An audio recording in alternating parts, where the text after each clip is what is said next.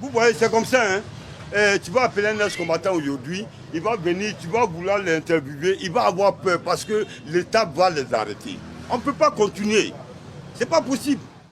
Le 19 septembre 2002, Kaba est un des premiers à entrer dans Bouaké.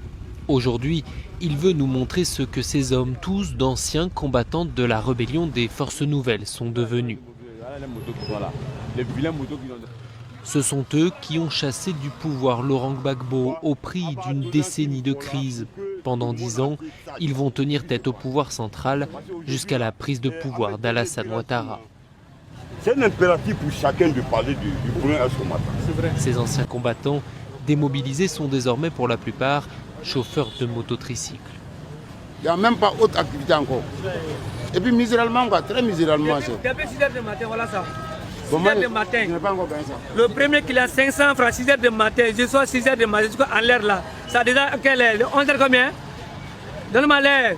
Je ne sais pas, il faut parler la vérité. Depuis 6 h du matin, j'ai gagné comme ça. Vous avez gagné tout ça? 500 francs. 6 h de 11 h, 500 francs. Tu vas bien comment? Tu payes une maison 10 000 francs. Moi, j'ai mes 3 enfants. Il ne va pas à l'école. Une seule femme. Je ne gagne pas pour nourrir bien. Ça coûte de ça. Chaque ex-combattant démobilisé, et ils sont 67 000 officiellement recensés, a obtenu de l'argent pour se réinsérer dans la vie civile. Un peu plus de 1 300 € ou des biens matériels comme ces motos. Insuffisant, répondent une partie des ex-rebelles qui réclament en plus un grade militaire, celui de caporal, et la solde qui va avec. Mais c'est impossible, ils n'ont pas été intégrés dans l'armée régulière. Ce grade, ils continuent pourtant de l'exiger à quelques jours des élections, même si pour eux le choix est déjà fait, ce sera Alassane Ouattara. Bon, en fait, d'élection, moi je ne peux pas trop parler de ça. Parce que tu ne peux pas prendre arme pour quelqu'un et puis encore prendre arme contre lui. Nous, on n'est pas dans ça.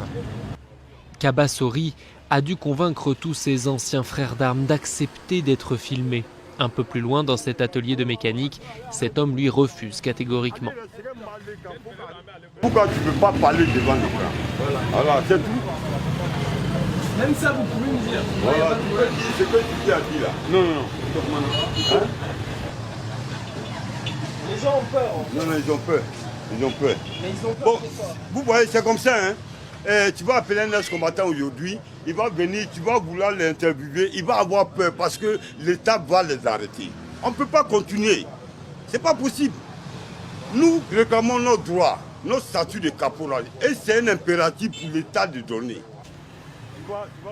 Du côté du gouvernement, on affirme que le processus de démobilisation est achevé et qu'aucune arrestation arbitraire visant spécifiquement des ex-rebelles n'a eu lieu à l'approche de la présidentielle.